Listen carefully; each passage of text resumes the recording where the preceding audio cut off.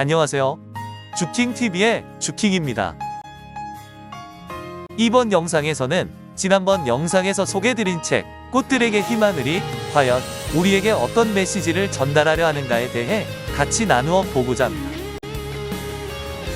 혹시 지난번 영상을 보지 못한 분들은 이 채널의 이전 영상인 A Story About Something Special 책 꽃들에게 희망을 주요 스토리 소개편을 먼저 보시기를 추천드립니다. 오늘은 이 책의 주인공이 누구이며 이 책에 나오는 비유와 스토리들이 무엇을 의미하는지 하나씩 살펴보도록 하겠습니다. 이 책의 주인공이며 결국 나비로 변화된 호랑애벌레와 노랑애벌레는 자신과 인생의 진정한 가치를 찾고 그렇게 살고자 분투하는 우리 모두를 의미합니다. 그런데 이 이야기책에 등장하는 정말 독특한 비유가 하나 있습니다. 그것은 뒤엉켜 서로를 받고서라도 높은 곳으로 올라가려고 하는 모습의 애벌레 기둥입니다. 이 애벌레 기둥은 무엇을 의미하는 것일까요? 대부분의 애벌레들은 그 기둥의 꼭대기에 무엇이 있는지도 모르고 다른 애벌레들을 따라 막연히 그 어려운 길에 동참합니다. 그런데 안타까운 것은 그렇게 해서 꼭대기에 올랐다고 하더라도 그 위에는 아무것도 없다는 것입니다. 그래서 이 책에서는 이렇게 표현합니다. 그 애벌레 기둥은 밑바닥에서 볼 때만 대단해 보였다고 말입니다. 이는 오늘날 현대사회에서 방향과 목적도 없이 그냥 남들이 사는 대로 시대의 조류에 몸을 맡기고 자신의 욕심과 욕망만을 위해 경쟁적으로 삶을 살아가는 현대인들의 모습을 떠올리게 합니다. 여기서 중요한 포인트 중에 하나는 바로 목적을 모른다는 것입니다. 내가 왜 여기 있어야 하는지, 내가 왜 존재하는지 모르고 그저 조류에 휩쓸려 살아가고 있다는 것입니다. 이에 반해 분명한 목적을 알고 진심으로 애벌레들에게 교훈해주는 존재가 있습니다. 바로 고치로 변하고 있는 늙은 애벌레입니다. 애벌레의 진정한 가치는 나비입니다. 나비가 되어야 꽃들에게 희망을 주는 아름다운 존재가 된다는 것입니다. 그것이 바로 애벌레의 태어난 목적입니다. 그렇다면 고치는 무엇을 의미하는 것일까요? 고치는 차원을 높이는 과정, 진정한 목적을 알고 자기 자신을 변화시키는 과정, 즉 자기를 만드는 과정을 상징합니다. 핵심 키워드는 변화입니다. 고치로 변하는 늙은 애벌레는 인생의 진정한 목적을 알고 삶의 길을 가르쳐주는 위대한 성인들을 생각나게 합니다. 늙은 애벌레는 어찌 보면 자신의 존재를 창조한 신과도 교통한 듯이 정확히 그 목적과 방법을 알고 있습니다. 저자가 진정으로 독자들에게 전해주고 싶은 메시지는 이 늙은 애벌레의 말에 담겨 있을 것입니다. 그럼 지금부터 그가 전한 주요 메시지를 살펴보겠습니다. 그가 말하는 것은 크게 세 가지입니다. 첫 번째는 나비의 가치입니다. 두 번째는 나비가 되는 방법입니다. 그리고 마지막으로 세 번째는 나비로 변해야 하는 확신과 용기였습니다. 사람이 무엇인가를 하게 하려면 첫 번째, 왜 그것을 해야 하는지, 둘째, 그것을 어떻게 해야 하는지를 알게 해 주어야 합니다. 그리고 그것을 할 수 있도록 힘과 용기를 주어야 합니다. 그리고 여기에서 중요한 것이 하나 더 있습니다.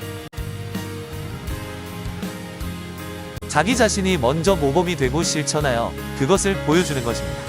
그것이야말로 진정한 스승의 모습이요, 완벽한 조화를 갖춘 리더의 모습입니다. 이러한 늙은 애벌레의 메인 메시지는 노랑애벌레의 질문에 대한 답으로 주어집니다.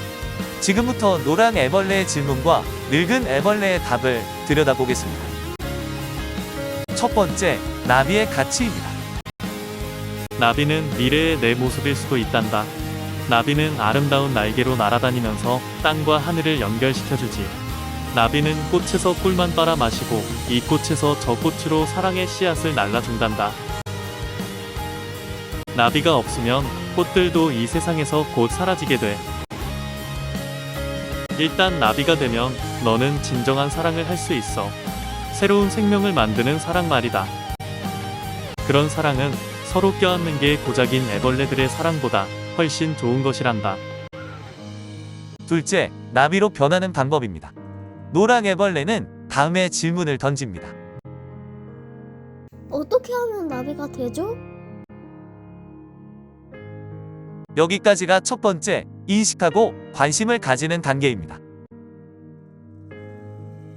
이에 대해 늙은 애벌레는 다음과 같이 대답합니다.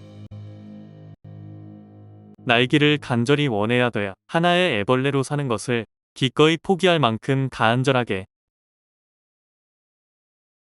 이에 노랑 애벌레는 계속해서 질문합니다. 죽어야 한다는 뜻인가요? 그렇기도 하고 아니기도 하지. 겉모습은 죽은 듯이 보여도 참모습은 여전히 살아있단다. 삶의 모습은 바뀌지만 목숨이 없어지는 것은 아니야. 나비가 되어보지도 못하고 죽는 애벌레들과는 다르단다. 이에 노랑 애벌레는 나비가 되기로 결심하고 다음과 같은 질문을 합니다. 나비가 되기로 결심하면 무엇을 해야 되죠? 이것이 두 번째, 결심과 확신의 단계입니다. 이제 늙은 애벌레는 보다 구체적인 방법론을 이야기합니다. 나를 보렴. 나는 지금 고치를 만들고 있단다. 마치 내가 숨어버리는 듯이 보이지만 고치는 결코 도피처가 아니야. 고치는 변화가 일어나는 동안 잠시 들어가 머무는 집이란다. 고치는 중요한 단계란다. 일단 고치 속에 들어가면 다시는 애벌레 생활로 돌아갈 수 없으니까. 변화가 일어나는 동안 고치 밖에서는 아무 일도 없는 것처럼 보일지 모르겠지만 나비는 이미 만들어지고 있는 것이란다. 다만 시간이 걸릴 뿐이야. 그리고 다시 한번 확신을 줍니다. 일단 나비가 되면 너는 진정한 사랑을 할 수 있어. 새로운 생명을 만드는 사랑 말이다. 그런 사랑은 서로 껴안는 게 고작인 애벌레들의 사랑보다 훨씬 좋은 것이란다. 그리고 마지막으로 노랑 나비에게 행동할 것을 결단하도록 응원하고 용기를 줍니다. 마지막 행동의 단계로 넘어갈 수 있도록 말입니다. 너는 아름다운 나비가 될 수 있어. 우리는 모두 너를 기다리고 있을 거야. 그런데 이 책의 제목은 왜 꽃들에게 희망을 일까요? 꽃이란 이 세상에서 지속시키고 계속 존재시켜야 할 아름답고 좋은 것을 의미하는 것 같습니다. 그리고 나비는 꽃가루를 옮겨 꽃의 수정을 돕기에 아름답고 좋은 것의 유지와 번성을 돕는 존재입니다. 고치로 변하고 있는 늙은 애벌레는 다음과 같이 이야기합니다. 일단 나비가 되면 너는 진정한 사랑을 할 수 있어. 새로운 생명을 만드는 사랑 말이다. 이것은 애벌레는 할 수 없고 나비만이 할 수 있는 것입니다. 애벌레는 세상이 주는 것을 먹고 소비합니다. 그 자체로는 새로운 가치를 창조하지 않습니다. 오직 나비로 변해야만 그러한 새로운 가치를 창조하는 것입니다. 그렇다면 이 책의 최종 주제는 무엇일까요? 이 책의 주제를 한 단어로 표현하자면 변화입니다. 진정한 내적인 변화, 그리고 자기 가치의 실현입니다. 그런데 저는 이 책을 단순히 이러한 인간 내적이고 정신적인 변화, 혹은 자기 내면적인 가치의 실현으로만 국한시키고 싶지는 않습니다. 이 책은 매우 영적이고 신령한 책으로 보입니다. 왜냐하면 모든 애벌레는 자기의 개성대로 자기만의 나비가 되겠지만 어쨌든 모두 나비로 변화된다는 공통성이 있기 때문입니다. 그렇다면 인간 모두에게 내재된 공통적인 최대 공약수가 무엇일까요? 저는 그것을 인간의 내면 깊은 곳에 내재되어 우러나오는 사랑의 본성이라고 선언하고 싶습니다. 그것은 바로 인간의 근본적인 목적이며 나아가 창조 때부터 모든 인간에게 심겨있는 심연의 모습입니다. 지금부터 이 책을 새로운 관점에서 재해석해 보겠습니다. 나비가 된다는 것은 창조 때부터 원래 내재되었던 원목적을 이룬다는 것입니다. 애벌레 스스로는 자기 안에 나비가 있다는 것을 모릅니다. 하지만 사실 모든 애벌레의 안에는 나비가 들어 있습니다. 나비로 변화될 가능성이 내재되어 있다는 것입니다. 인간도 사실 분명한 목적이 있습니다. 이 목적은 어떤 인간이든 간에 내재되어 있는 근본적인 목적입니다. 그런데 아이러니하게도 인간은 인간 스스로 이 목적을 모릅니다. 이 목적 하나만 이루면 인생 성공인데 이 목적을 모르고 그 목적과 상관없이 헛된 것에 소망을 품고 인생에 갖은 고통과 고난을 겪으며 살아갑니다. 그리고 그 끝에는 결국 허무가 기다리고 있습니다. 인간의 목적은 사실 인간 스스로는 모릅니다. 그러므로 아는 자에게 물어보아야 합니다. 그렇다면 그 인생의 근본 목적을 아는 자란 누구일까요? 그는 인간보다 한 차원 높은 존재자입니다. 바로 인간을 창조한 창조주인 것입니다. 오직 창조주만이 인간의 목적을 정확히 알고 계십니다. 왜냐하면 창조한 자가 분명한 목적을 가지고 그 피조물을 창조하기 때문입니다.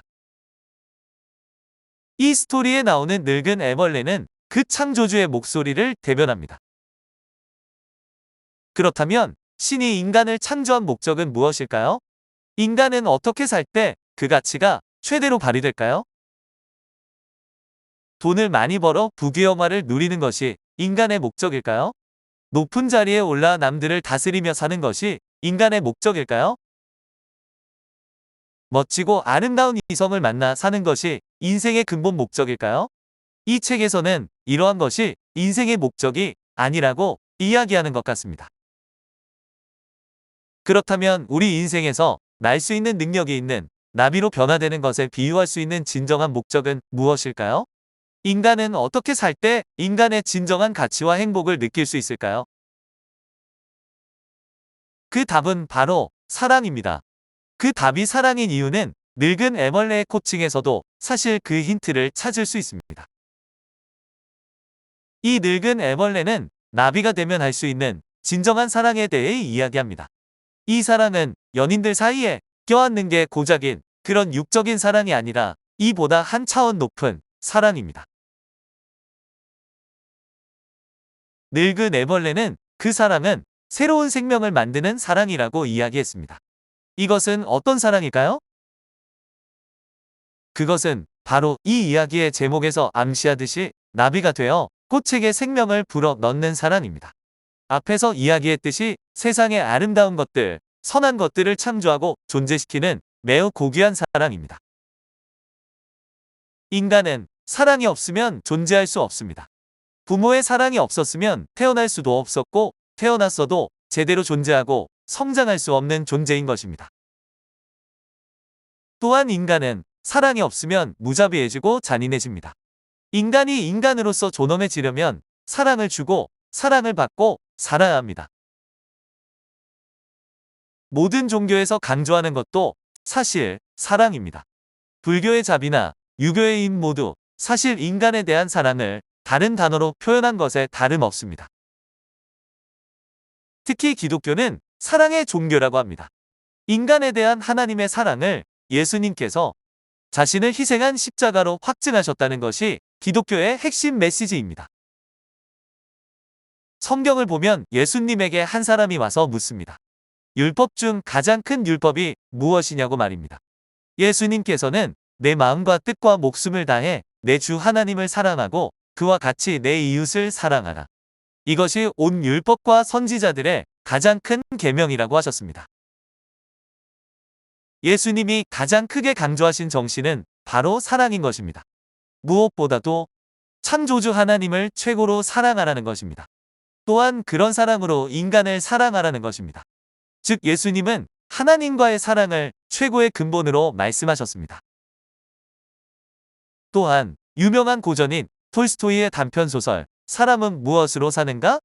에서도 결국 그 답을 사랑으로 이야기합니다.